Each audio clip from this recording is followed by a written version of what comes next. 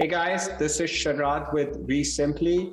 I'm really excited about this video today. In today's video, I am going to talk about how I am stacking my list from different list sources that I'm using in my business, prop stream, list source, driving for dollars, and how I am using that stacked list in my investing business, especially for direct mail marketing. You can apply this for cold calling, SMS, it's the same idea, but I'm going to walk you through how I am using that in my direct mail marketing business. So let's get started.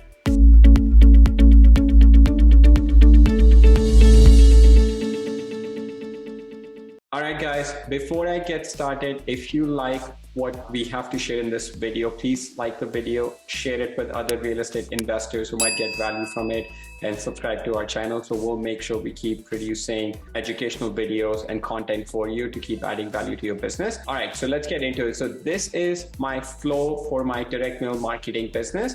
And this was already covered in the list stacking part, was already covered in part 1 of this video. This is a 2-part video, the second part, this video. But if you go back, we'll make sure we put the link to the first part in the video description. But we talked about, different lists that I have. So I used, as an example, absentee list, probate list, pre-foreclosure list, and my driving for dollar list. And we put it in list stacking and we stacked our list to show if there's any duplicate, how to make sure you have a very targeted marketing list. But in this video, what I'm going to talk about is once you have actually pulled your list, you've stacked them, what should you do next? So this is what I'm doing in my business for direct mail marketing. What we do is these are some of the filters that we apply in our business. We have a lead filter, so we want to make sure that it's not a lead already for us. So we're not sending direct mail to somebody that's already a lead. And we make sure the mailing address is valid. And then, we also include vacant. Opted out should be no, that they haven't opted out from our marketing. Return mail should also be no, meaning that we haven't sent them direct mail and they haven't come back as return mail. And then in this example, I'm gonna include a couple of different lists so you can see, what that looks like. And then there's some additional optional filters that we have about marketing date, if you want to filter by that, ownership type, the properties, whether the property is vacant or not, and then if it's on multiple lists for you. So I'm going to cover this part and I'm going to show you kind of what that looks like in REsimpli. So I'm going to go right here and I am going to click on the filter. So I have 4,142 records and I've saved this filter in my system. So you'll see in leads equals no. So then this meaning that this record should not be a lead for me. So if I'm going to market to somebody, it should not already be a lead.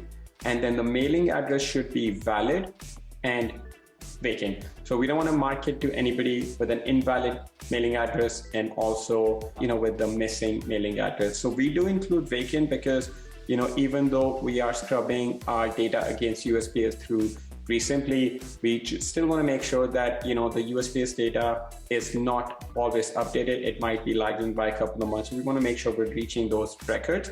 So I'm going to include valid and vacant, and then opted out, I want to make sure it's no.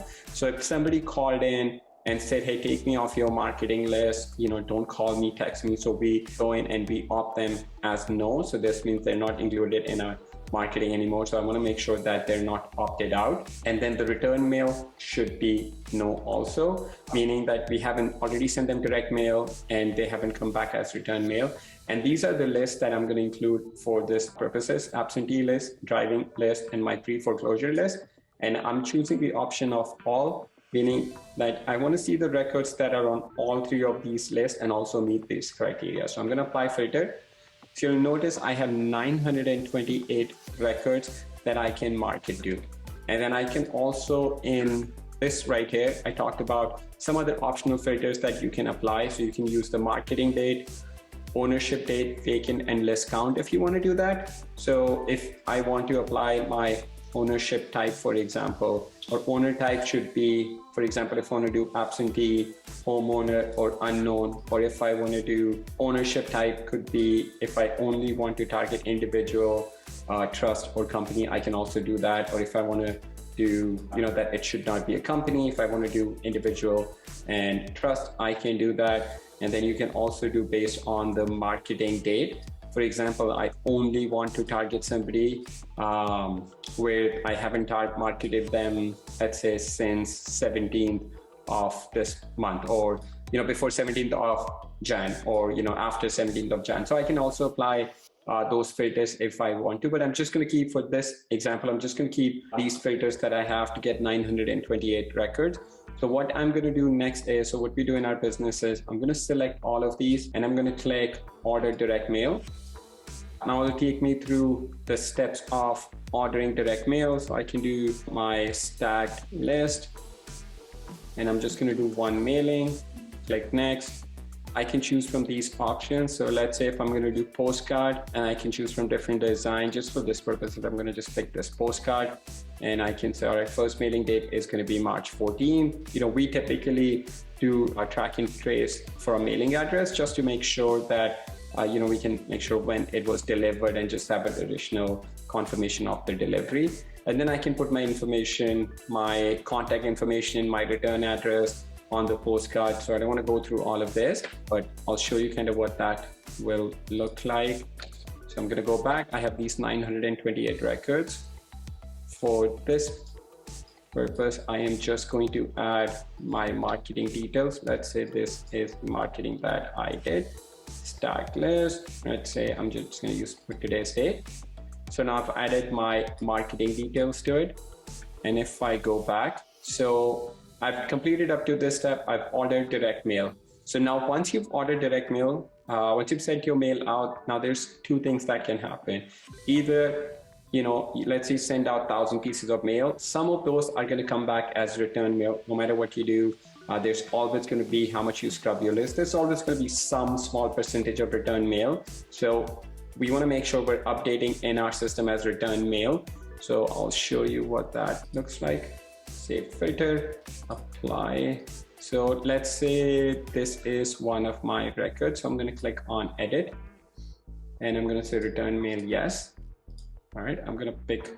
So you'll see my number went down from 928 to 927. I'm going to do one more to show you. Yes. All right, so the number went down to 926. So based on these filters, return mail no, as I'm marking any property as return mail, it'll keep scrubbing my list for any future marketing. So if I know, I sent a mail to somebody that came back as return mail, so I don't want to send them direct mail again because it's going to keep coming back as direct mail. And the next thing would be, if I go back to this chart, next thing would be, the property, your mail gets delivered and actually the owner calls you back. And once they call back, there's going to be two things that could happen. Either they're interested in selling their property or they're not interested in selling their property. So let's say they're not interested in selling their property, then you could go ahead and opt them out of your marketing. Let's say they've opted out. They said they don't want to sell for whatever reason. They've opted out. Again, this number went down to 925. And then the second thing that could happen is, let's say they are interested in selling their property. So I'm going to use this as an example. So I'm going to pick this example and I'm going to create a lead. So keep an eye on this. I have 925 records that are in my list right now. So I'm going to go and create additional lead. I'm going to create it with Donald Duck, and I'm just going to put a random phone number. And let's say this came from my direct mail, and I'm going to put this property address. Right, I'm going to leave everything else blank, but let's just say, this becomes my lead. So you'll notice, first of all, once this becomes a lead, it's matching all the information for that property against list stacking. So it's telling me that this is in my absentee list, my driving list, my pre-foreclosure list, and also REsimpli leads. So any property that's added from leads, it also gets added to your REsimpli leads just for additional filtering, and then it's part of these tags. So if I go back to my list stacking and I use the same filter, it's applied. So now that address has gone, the number of properties have gone down from 925 to 924. So if I just quickly do in leads should be yes. So if I just change this filter, so you'll notice this is the property that I had just added in my list, but this was also in my list stacking. So you can keep a track of which properties are converting for you. And then as you keep updating your marketing, your leads based on the property address. You're getting somebody that's not interested, so you're opting them out of your marketing, or it's coming back as return mail. Your marketing list should always keep getting updated in real time. So you should not have to go back and figure out, okay, wait a minute, did I do marketing to this person? Did this person call me back or not? So you can go through all of that. So you notice once I have added a lead, whether they're interested or not interested, it gets added, updated. My REsimpli list tracking is updated. So next time when I am filtering, instead of 928 records that I started with, every time I add a lead, one of the leads calls me back, I'll have less number of records that I'm marketing. So you start with this big list, and then once either they convert into a lead, they're opting out, or they're coming back as return mail, you'll start getting smaller and smaller list you're marketing to. So you're not wasting your marketing dollars reaching to somebody that is not interested in selling, or you've already marketed to them and they say they're not interested, they're coming back as return mail. So this is how we're using list stacking in our direct mail marketing business. I hope you guys found value in this video. If you have any questions or any comments, please put them in the YouTube video comments. We'll get back to you with answering your questions. And if you like this video, please like, share, and subscribe so we can keep creating more valuable content for you. Thank you so much, guys. Have a good day.